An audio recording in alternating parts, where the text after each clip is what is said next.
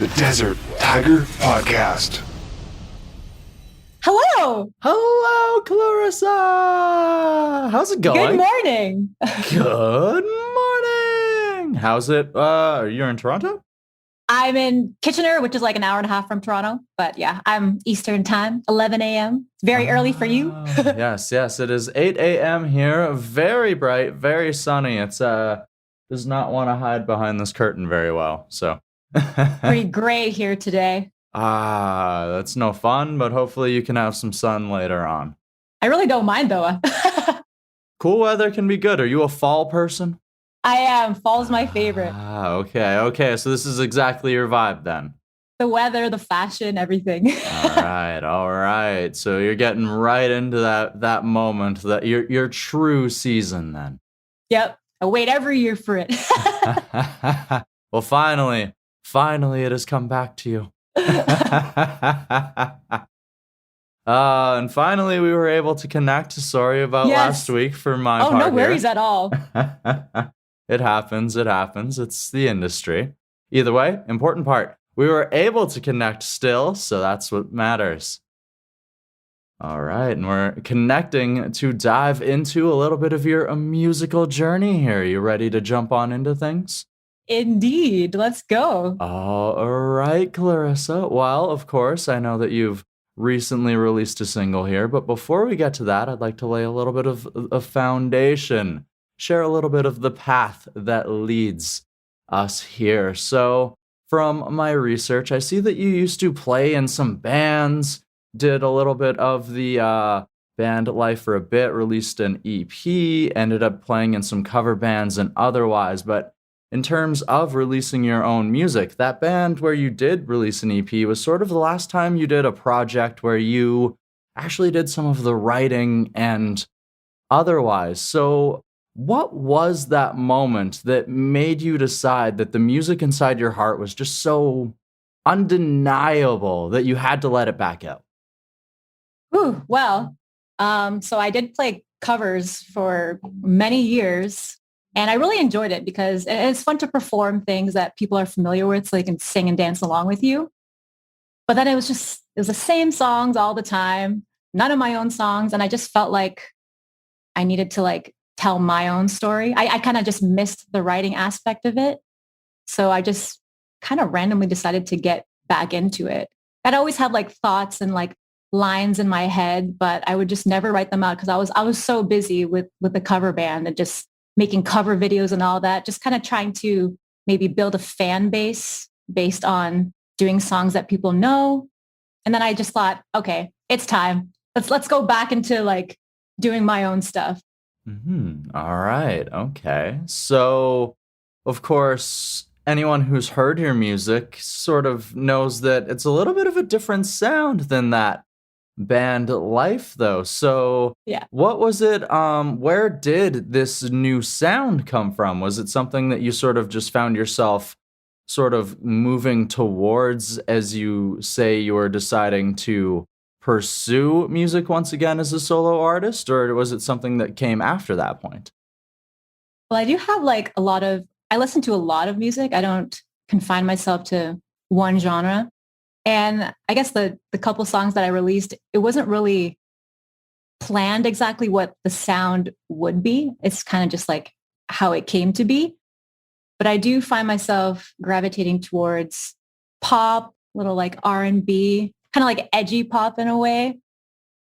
So yeah, it's quite different from my old band where we played, I don't even know what genre it was. It was some form of rock. We didn't have a structure to our songs. It was kind of verse, verse, verse. No choruses. Just going for it, playing the music, having fun. We're like rock stars, we're whatever we want, right? So this time around, you've had to apply a little bit more structure because you're sort of inside that pop world, that dark pop world right now. And pop definitely has a little more structure to it. So was that a little bit of a challenge to adapt to? Kind of like a mathematical equation. I mean, I definitely had to learn a lot of stuff. I went to a lot of songwriting workshops and music networking conferences and stuff, and just trying to learn more about the songwriting process and stuff. So it was new to me because when we were writing with the band many years ago, we would just write whatever, no structure. So it's good to have that structure though. So it sounds like a complete song. Okay. So you mentioned there that you were going to conferences, you were going to all of these different things. So you were studying, you were actually applying yourself, trying to find what is the best way to, for lack of a better word, attack the beast that is the music industry. Yes. I was trying to learn about the business as well because, music business. So I was just trying to learn like all aspects of the music industry, the creative side and the business side, because both are intertwined and both very important. Both incredibly important. And sometimes some people don't realize that when they get into it. Oh, well, I want to be a musician and it should just be as easy as writing songs. But yeah, it's never just that easy, of course. It's very businessy. All of the business side. So that's very, very not forward, but very intelligent, I guess I would say, to want to do that before sort of just diving back in. Was that because in the band world, maybe you felt that you guys didn't know enough, or was it just that you wanted to be as prepared as possible this time around? It's funny because back then, I don't think we gave a crap about the business. It was just making the music and trying to play as many shows as possible.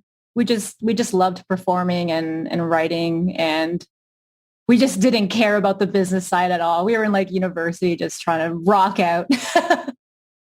All right. Okay. So for all of those conferences and otherwise, that probably would have been 2019 because that was back when public assembly was allowed. Yeah.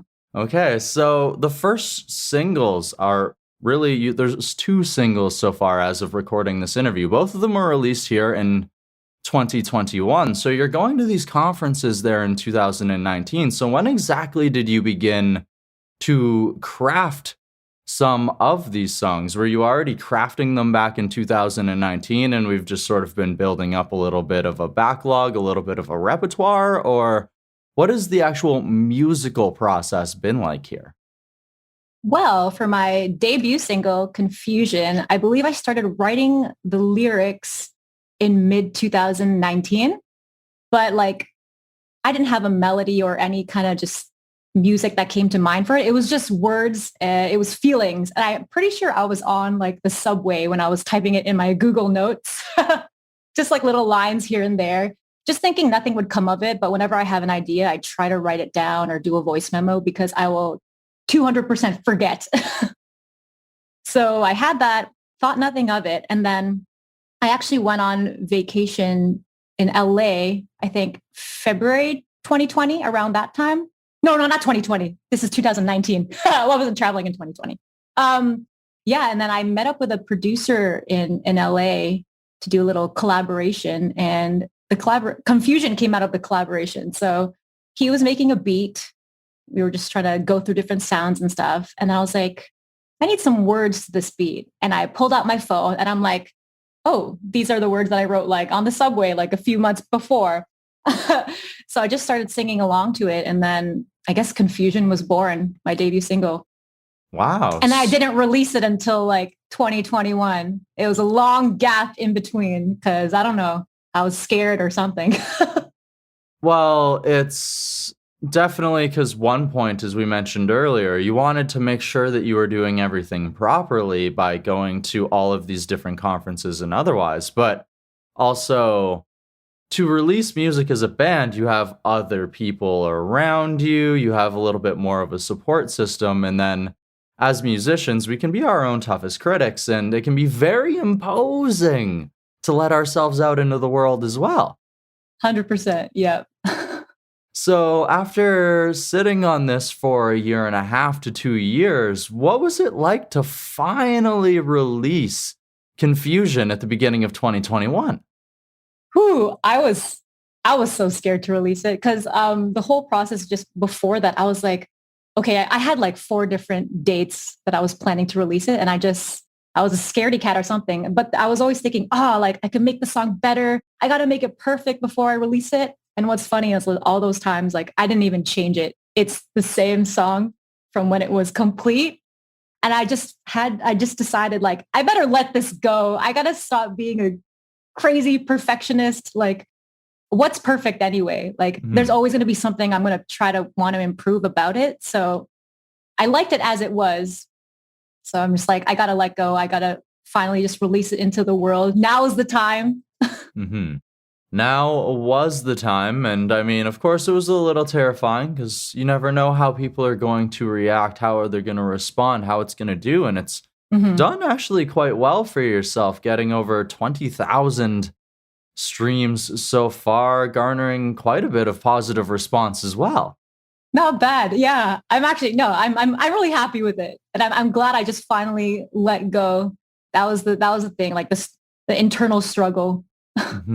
Absolutely. Absolutely. So after we finally get over some of that internal struggle to release ourselves out into the world, how do we move forward here into this new single, Bad? When exactly did Bad begin to come together? Was this another song that you had the chance to actually go into the studio and work on? Or was this something that, of course, because the industry has adapted over the last little while, was a little bit of a different situation behind this one? So this one wasn't planned. I was sitting on my couch with my keyboard and I played a D minor chord. And then all of a sudden, just the chorus flowed right out of me, which is very interesting because I usually never start with a chorus when I'm writing something, but this one just came out and it sounded like a chorus to me. So that came out and then I started playing it for people on my live stream a few months later just to gauge what, like, if they liked it, how it sounded. So I can watch recordings of me doing it and people really liked it. It wasn't even a plan to release it as my next single, but it ended up being like my favorite song that I've written so far. Although I do have a lot of incomplete songs, but it was the first one that I was like done. And I felt it was a really, really good song and I was really proud of it. And I found a producer on Facebook and I sent him a video of me just playing it and singing it. And he really thought it was a cool song. And we kind of had a vibe for it, kind of a Dangerous Woman, Ariana Grande, or like a Dancing with the Devil by Demi Lovato kind of vibe. So kind of like dark, poppy, edgy.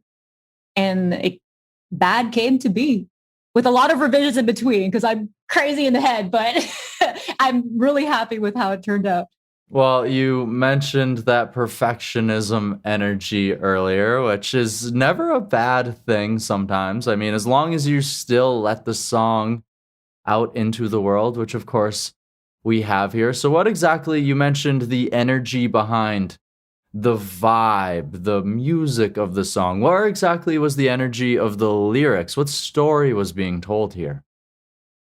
Well, they're pretty dark. I would say like the song it's a sad song, but with attitude. And it's like, it's got a dark undertone to it. It's basically, it expresses all the feelings that someone might feel when you end a relationship with someone because you thought you were bad for them and that they deserved better. So it's kind of like, in a way, that whole, it's not you, it's me, that cliche line. It's kind of like that. Well, once again, we mentioned that we can be our own toughest critics, and not just as artists, but also as human beings. And sometimes if you can love someone and maybe exactly that, think that maybe you're not the right person, even if they think differently, you yourself might just get stuck on this motion and might end up acting on it or whatever happens to be the case.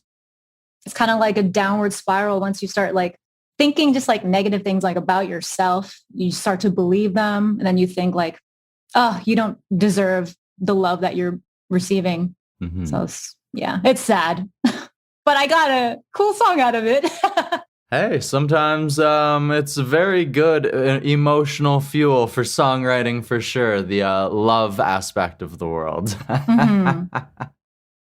Awesome. So, with that, of course, also came your first official music video. Yes. Oh my Woo! goodness. So, what was it like to put that together? Because you sort of had a hand in helping to build this video with the director, Nick Drogas. So, what was it like to sort of put the video together and sort of get to add that aspect of the musical world to your repertoire?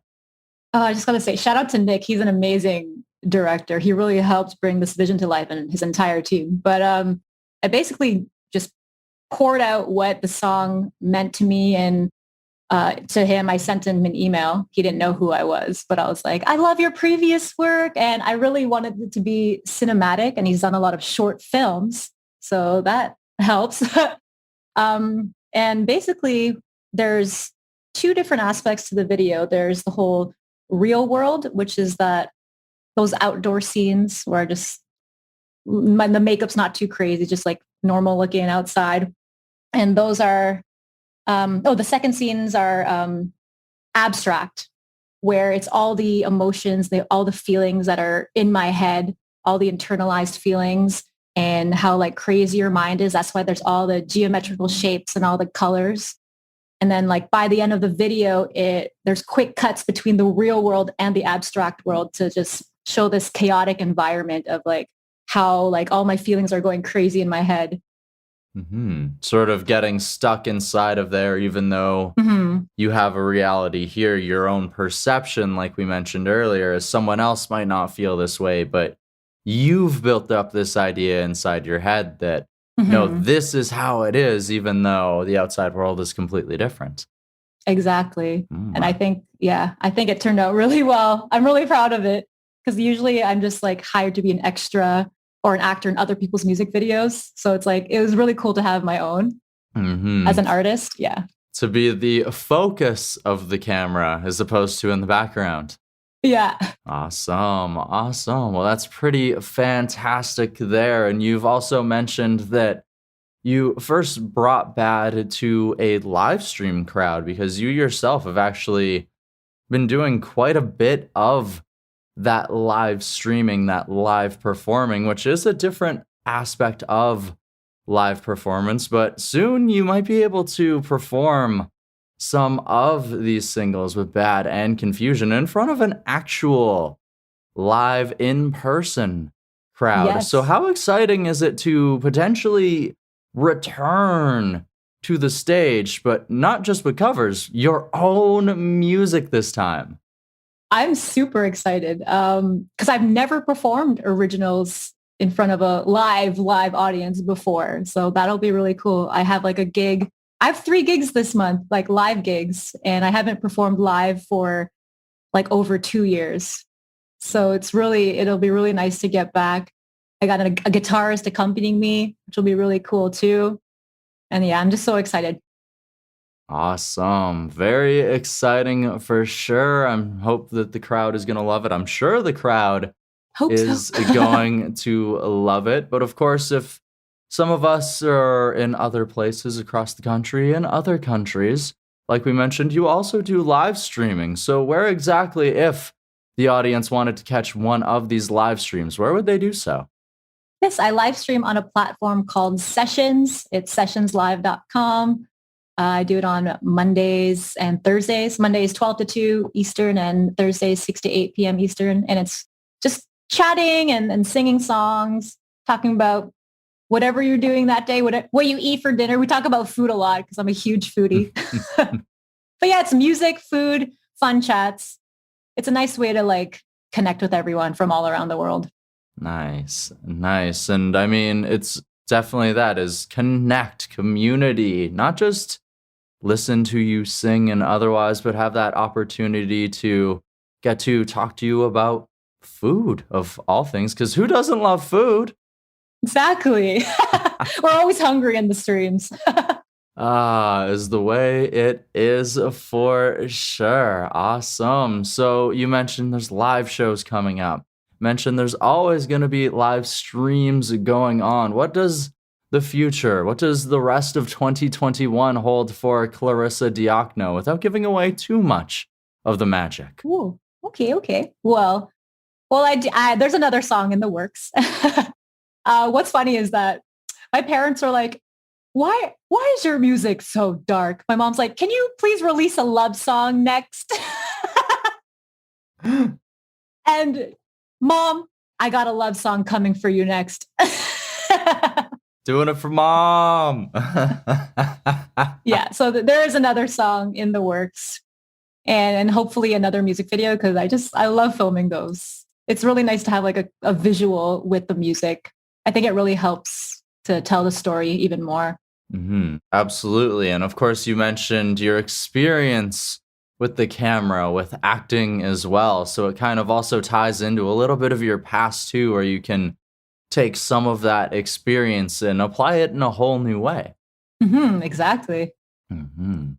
Very, very exciting. All right, Clarissa, I have had a blast chatting so far. I have one last question. Are you ready for it? Okay, let's go. All right. So we have talked about this growth as an artist, this growth coming over some of those fears, getting to release these singles, getting back to finally not just finding the music within your heart once again, but also just releasing it out into the world. So what I would like to know now is, over this process, these last couple of years, how has this time helped you grow as a person, or what has it taught you about yourself?